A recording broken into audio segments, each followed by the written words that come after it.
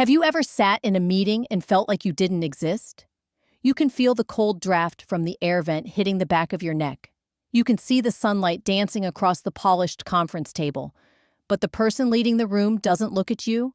He looks through you. That was me just a few months ago, sitting across from the new CEO of Monarch Data Systems right here in Seattle, Washington. He used the phrase strategic realignment to justify cutting my role. To him, I was a number on a spreadsheet.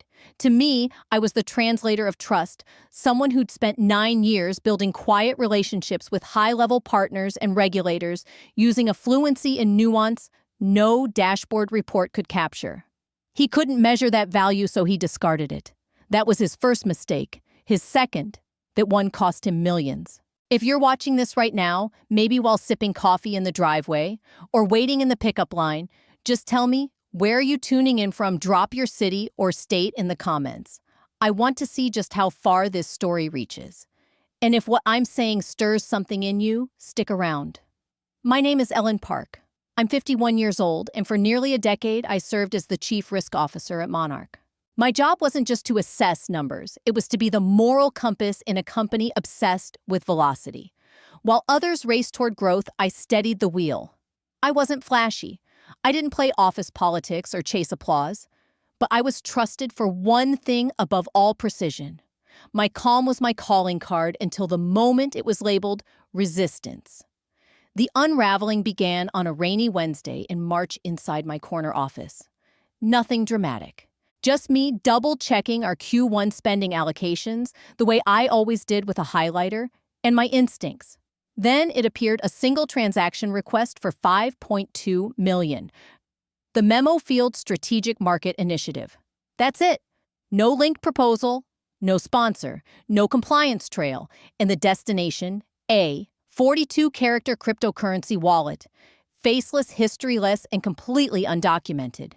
In the strict surgically organized world of corporate finance, every dollar has a paper trail. This one was a ghost.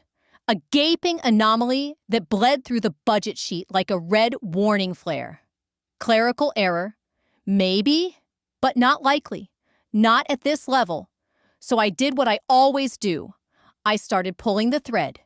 And what unraveled next? That's where the real story begins. I cross-referenced every compliance protocol Monarch had implemented over the past 5 years. Then I dove into the archives, every project file, every discretionary spending initiative, every so-called fast-track pilot program. I searched for anything remotely resembling a strategic market initiative involving untraceable cryptocurrency. There was nothing. This wasn't just unusual. A $5, $2 million transfer with no documentation, no risk assessment, and no multi-tier approval trail wasn't just sloppy. It was a direct violation of every fiduciary obligation I was legally and ethically bound to uphold as Chief Risk Officer. So I printed the single page, and as I held it in my hands, the stark white sheet felt heavier than it should have, like it carried the full weight of the decision ahead. I left my office and started the long walk toward the executive suite. With each step, the carpet underfoot grew softer, the lighting warmer. The world of facts and figures gave way to the world of politics and power. At the far end of the corridor sat the office of our CEO, Brandon Calloway. His workspace was everything you'd expect from a man obsessed with image, sleek, vast, and gleaming. Polished obsidian floors, chrome accents, floor-to-ceiling glass framing the Seattle skyline. The artwork was all chaos and color, bold and intentionally confusing, like his leadership style. He faced the window, his back to the door as I entered. Without turning, he said, "Ellen, to what do I owe the visit? Please don't tell me you found another rounding error in R&D's snacks budget. Those guys run on caffeine and chaos." I didn't laugh. I stepped forward and laid the single printed page in the center of his desk, a pale square on an endless ocean of polished black glass. "Brandon," I said calmly, "I need you to walk me through this transfer." The Strategic Market Initiative. He finally turned slowly, his expression unfazed. A practiced smile formed camera-ready, just like always. But I caught the flicker in his eyes. Recognition? discomfort. Ah, that he said smooth as ever. A sensitive project. Game changer level. One of those plays where speed is everything. We're moving before the competition even knows there's a game. I understand speed, I replied evenly. What I don't understand is the complete lack of transparency. No documentation, no approval, no associated entity. My name on this would constitute gross negligence. He leaned forward, hands clasped together posture, casual but deliberate. Think of it as trust, he said. My trust in you. The board's trust in me. The paperwork comes later, you know how these things go. But I didn't nod, because I knew exactly where this was heading. The mask of charm slipped just enough for me to see the cold calculation behind Brandon's smile. Think of it as an investment in trust. Ellen, he said, his tone smooth but firm. My trust in you to execute, and the board's trust in me to lead us where no one else is bold enough to go. He gestured casually, as if that made his logic sound inevitable. The paperwork will follow. It always does. You know this. He leaned in slightly. Right now, I don't need oversight. I need partnership. I need the Ellen who helped scale Monarch from a startup to an industry name, not an internal auditor. His words were carefully selected, every syllable wrapped in velvet, but I heard the iron beneath. This wasn't a request for support.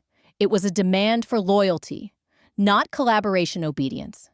And I had spent too many years learning the language of power to misinterpret it.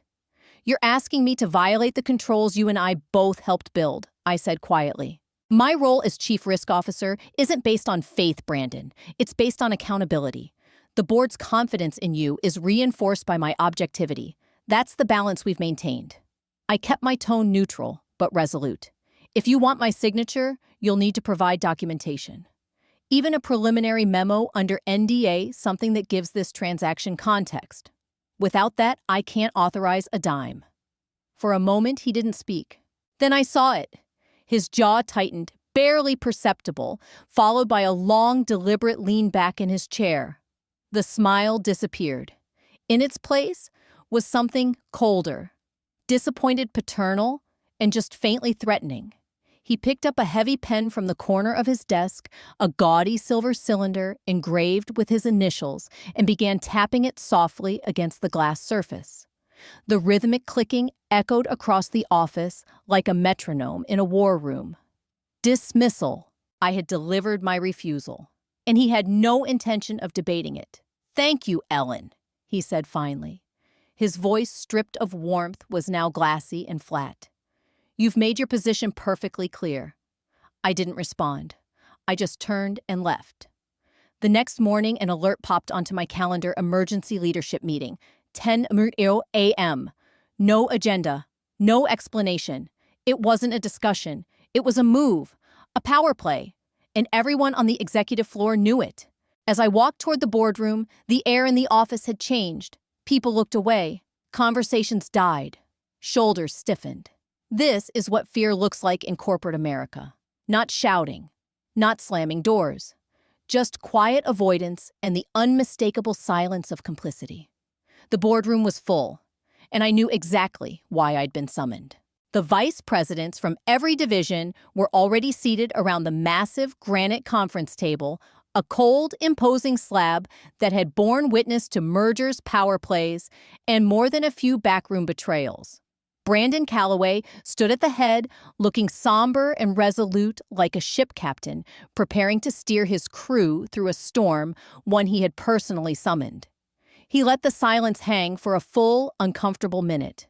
No movement, no throat clears, just the hum of tension tightening like piano wire. Then came the speech. He spoke in polished tones about market volatility, evolving investor expectations, and the unavoidable need for structural agility. We'd heard versions of it before.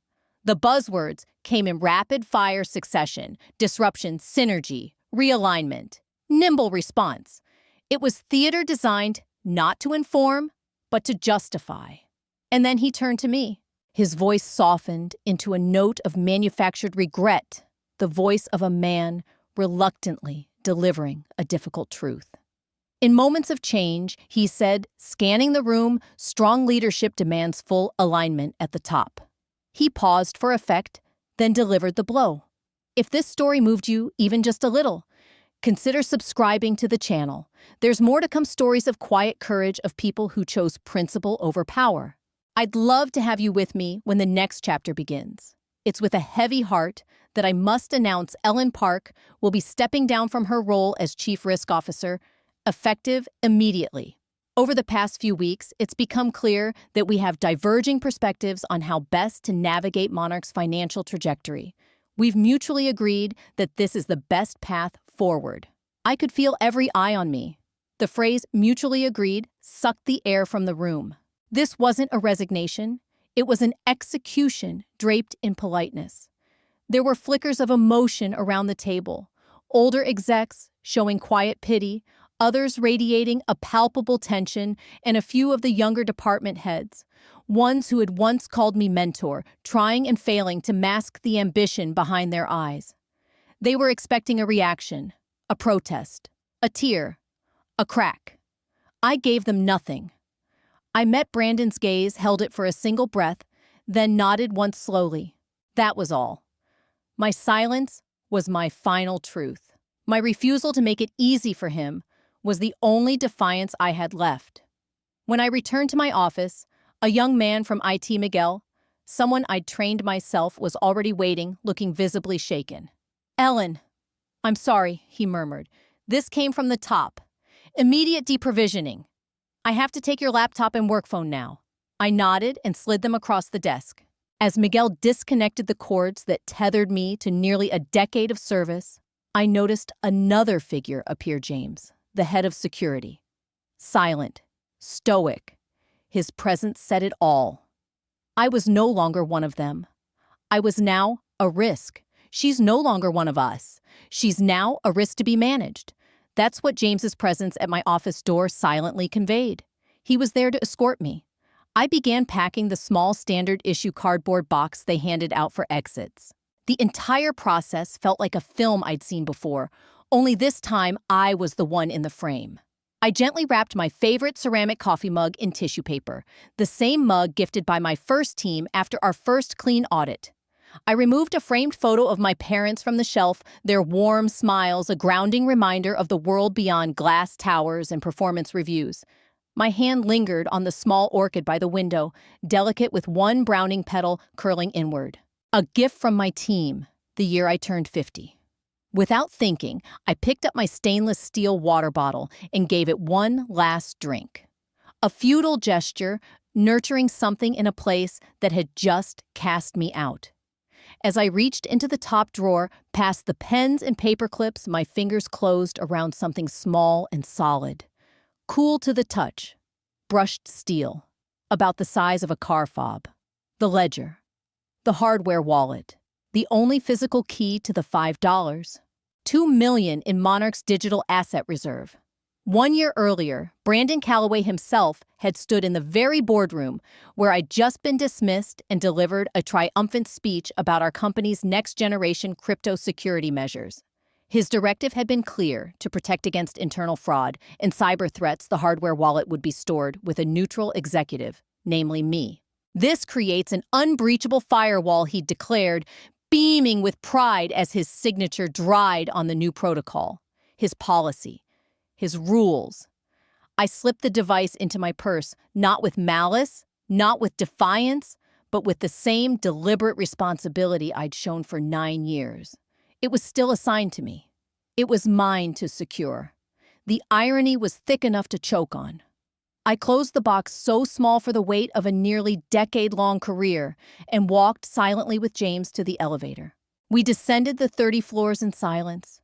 I caught my reflection in the brushed metal doors, a woman in a gray suit composed on the outside, while fury roared just beneath the surface. Composure had always been my shield, but now it was also my weapon. The first few days outside that building were disorienting. I still woke at 5:30 a.m., muscle memory untouched by the chaos. I walked the rainy streets of Seattle, trying to remember what it felt like to move through a world not driven by forecasts and margin reports. Then I called a lawyer. Her name was Maria Ortega. Her office was small. Her reputation was not. She listened to everything. And when I finished, she offered just 5 words. Do nothing. Let him sweat. He hasn't realized it yet, Maria said with a calm smile. But he's only just discovered the nature of his problem. Let him come to you. He will. And she was right. It took exactly 5 days. 5 days during which I imagine Brandon Calloway frantically instructed Monarch's newly promoted, deeply overwhelmed interim finance director to execute the $5.2 million transfer. 5 days of error messages, each one coldly reminding them that a password wasn't enough. 5 days of buried protocol documents being unearthed, leading them to a PDF, a compliance file that stated in Brandon's own words and signature that the physical hardware wallet was to remain under the care of the chief risk officer, which meant the only person who could authorize that transfer was the one he had just humiliated and discarded. The first retrieval attempt came dressed in syrupy corporate niceties. The call was from Karen, head of human resources. Her voice was all soft concern. Ellen, how are you doing? I do hope you're getting some well-deserved rest. Maybe some fresh air, a little time to breathe. I didn't answer the tone. I just said flatly, I'm managing. Wonderful, she chirped. Listen, just a tiny bit of housekeeping, really nothing major. It noticed a small peripheral device still registered to you. A USB stick or maybe a little ledger thing. It's probably at the bottom of your purse or tucked away in a drawer. If you could just be a dear and drop it off at reception, we can tidy up your file. A USB thingy. A dear. A tiny bit of housekeeping.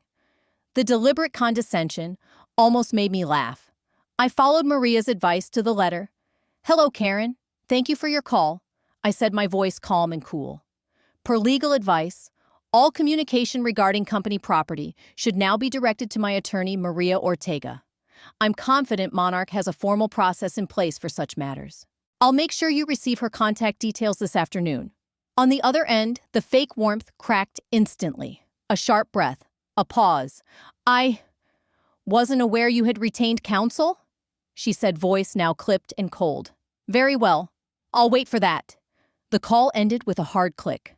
The first chess piece moved. The second didn't come as a call. It came as a declaration on thick, cream-colored letterhead, hand-delivered by a tight-lipped courier from Caldwell, Prince & Rydell, a law firm with a reputation for scorched earth litigation.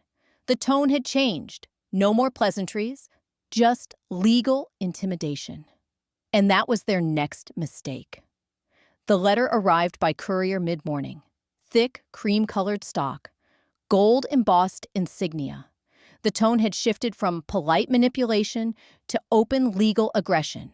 It was a multi-page assault issued by Caldwell, Prince & Rydell, where Brandon's uncle naturally was a senior partner. Gone were the passive HR pleasantries. In their place were threats laced with carefully engineered legal intimidation. They accused me of willful retention of sensitive corporate property, obstruction of fiduciary process, and tortious interference with business continuity. The language wasn't meant to be clear. It was meant to overwhelm. They demanded the immediate and unconditional surrender of the hardware wallet within 24 hours. If I didn't comply, they would pursue all available legal remedies to the fullest extent of the law, including but not limited to seeking punitive damages for any financial harm caused by my insubordinate and unlawful actions. I read every word, my pulse steady and cold. Then I scanned the entire letter, attached it to an email, and sent it to Maria. Her call came less than a minute later. I didn't even say hello. You saw it? I asked. Oh, I saw it, she said, practically purring. It's a gift, Ellen. A beautifully wrapped, self-inflicted legal gift. They're accusing me of theft. I said the words flat on my tongue. No, Maria replied, her voice sharp and surgical. They're not. What they've done is far more interesting. They've put it in writing on official letterhead that you're in possession of a critical company asset. They've confirmed it's valuable. They've admitted they need it, and they've publicly tied it to your role. She paused for emphasis. This letter isn't a threat. It's a confession. Brandon had overplayed his hand so badly it was almost pathetic.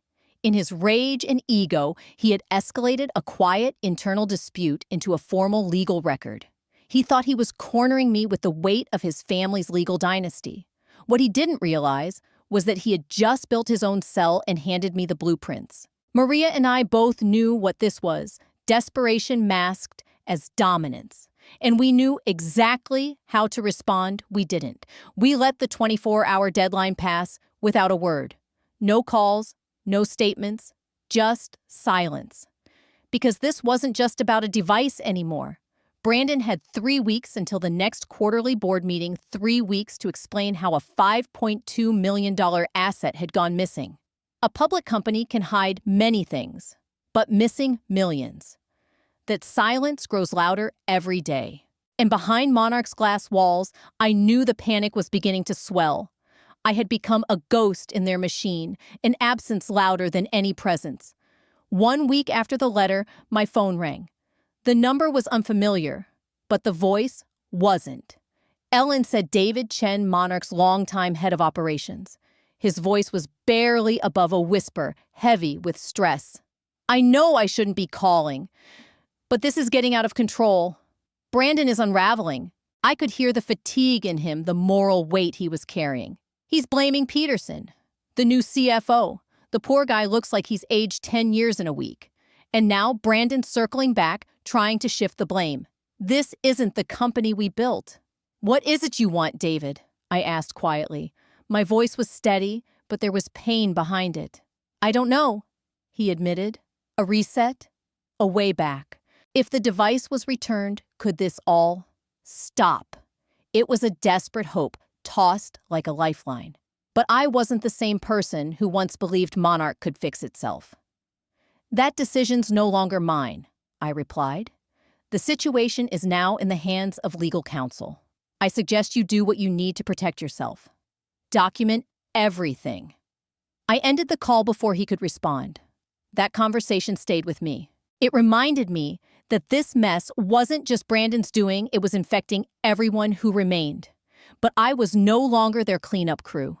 What I didn't know then was that David's fear would become the catalyst. Afraid for his own career, and finally seeing the truth behind Brandon's facade, David began documenting every erratic decision, every suspicious memo. Then quietly, he reached out to Elizabeth Albright, Monarch's most senior independent board member. Elizabeth had a reputation sharp, unshakable. A former federal prosecutor who took ethics more seriously than earnings. Over lunch in a quiet downtown bistro, David laid out his concerns. He didn't have the whole picture, but he had enough. Enough to raise red flags. Enough for Elizabeth to start asking the right questions. The system was beginning to correct itself. When the quarterly board meeting arrived, I could picture it perfectly. The familiar granite table, the wary faces of the executives, and Brandon at the head, all polished charm and projections. He would have tried to hide the $5.2 million discrepancy, fold it into broader capital flows, disguise it as a discretionary investment, bury it beneath buzzwords. But Elizabeth wasn't fooled. When the floor opened for questions, she leaned forward, her voice cool and razor-sharp. "Brandon," she began, "I'd like to ask about one particular line item in this report. I have a question about the Strategic Market Initiative listed in the appendix." Elizabeth said, her voice calm but cutting. "Can you provide more detail regarding the $5.2 million allocated to this effort? Specifically, can you confirm the current status and location of this asset?" The room fell silent. Brandon Calloway had been cornered. He couldn't lie, not with the interim CFO sitting 2 seats away, fully aware that the funds were inaccessible. He tried to pivot, of course. He defaulted to his usual script, talking about competitive timing, undisclosed partnerships, and protecting long-term shareholder advantage. But Elizabeth wasn't having it. "Let me rephrase," she said crisply. "My understanding is that the funds in question were transferred to a cryptocurrency wallet, one the company no longer has access to. Is that correct? That was the final blow.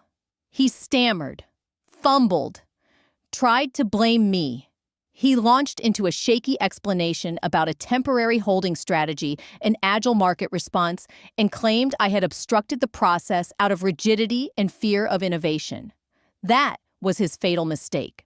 Because in trying to shift the blame, Brandon confirmed everything: the off-the-books nature of the transaction, the lack of board approval, the missing funds, and his reckless handling of it all. The board called for an immediate recess. Brandon was asked to leave the room. An hour later, the vote was unanimous. He was suspended as CEO effective immediately pending a full independent forensic audit. The man who had treated Monarch like his personal playground had finally been removed from the throne he built for himself, and I had not said a single word. In the weeks that followed, the story hit the press. Every major financial outlet picked it up. Monarch CEO removed over crypto controversy. Untraceable transfer raises governance questions. The headlines were everywhere. Brandon Calloway was officially terminated. The business press tore through his public persona like tissue, chronicling the hubris, the secrecy, and the arrogance that brought him down. In his place, the board appointed Elizabeth Albright as interim CEO, tasked with stabilizing the company and rebuilding its credibility. One morning, I received a call. The caller ID showed Monarch's main switchboard, but the voice on the other end wasn't familiar. It was calm, professional, and direct. Ms. Park, the voice said, "This is Elizabeth Albright calling in my capacity as Interim Chief Executive Officer of Monarch Data Systems. I believe there are still some outstanding matters we need to resolve." She proposed a formal meeting with legal counsel present at a neutral location. A week later, we sat across from each other in a quiet conference room downtown. The room was plain, impersonal, neutral walls, a long wood table, and no hint of luxury. A deliberate contrast to Brandon Calloway's glass-walled kingdom of ego. I sat on one side with Maria. Across from us sat Elizabeth Albright, now interim CEO and a tired-looking corporate attorney who seemed eager for this to be over. There was no small talk. Ms. Park Elizabeth began, her tone steady and sincere. "The board has concluded its internal investigation. We understand the circumstances that led to your departure and the role you played in protecting the company from further risk." She paused briefly. "On behalf of Monarch Data Systems, I offer you our sincerest apology." She let the words settle, then continued. "The board has authorized me to formally request the return of company property still in your care. Specifically, the hardware wallet serial number 7A3FBD19CE. Her delivery was professional but respectful. There was no arrogance, no games. I reached into my briefcase and removed 2 items. First, the small brush steel wallet, cool, compact, and unassuming. I placed it in the center of the table. Then I took out a single sheet of paper and laid it beside the wallet. "This," I said evenly, "is the company's property, which was assigned to my care under the cybersecurity protocol signed by Mr. Calloway last year." I tapped the paper. "And this is the formal query I submitted regarding the undocumented transfer, one that was never answered. I am returning both the asset and the responsibility for what it represents. It wasn't revenge. It was duty." Elizabeth studied both items. Then she looked at me, not with corporate politeness, but with something deeper. For the first time, I saw it respect. "Thank you, Ms. Park," she said. "Your diligence has been noted. I never stepped foot in Monarch again. They didn't offer me my job back. I wouldn't have taken it if they had." The official audit confirmed what I suspected: the $5.2 million had been routed offshore to cover a failed personal investment tied to Brandon. It had nothing to do with strategy, just panic and ego. He had betrayed his employees, his shareholders, and the very company he claimed to lead. As for me, I accepted the settlement they offered, an amount large enough to acknowledge their wrongdoing without forcing a public legal spectacle. I used that capital to launch a pro bono consultancy, helping nonprofits build the kind of transparent governance Monarch abandoned. Sometimes I think back to that cold meeting with Brandon. He thought power meant bending the rules. But true power is the discipline to uphold them even when no one's watching. He fired me to hide the truth. Instead, he handed it to me, and I waited silently until the world was ready to see it. If you're still here, thank you for listening, for feeling this with me. Now I want to ask something of you. Drop a comment below, tell me where you're watching from, or share what part of this story hit home. Maybe you've been in a boardroom like mine. Maybe you've walked out of a job with your dignity intact, but your voice trembling. If so, I want to hear from you, not just for me, but for every person out there who's been told they were too cautious, too principled, or not flexible enough to keep up. Support stories like mine by sharing this video, because sometimes the most powerful thing we can do is shine a quiet light on what was done in the dark.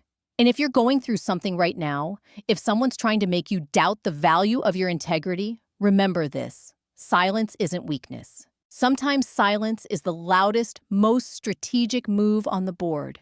It's how we hold the line when others fold. You don't have to shout to be strong. You just have to stand. And if you're standing right now, you're already winning.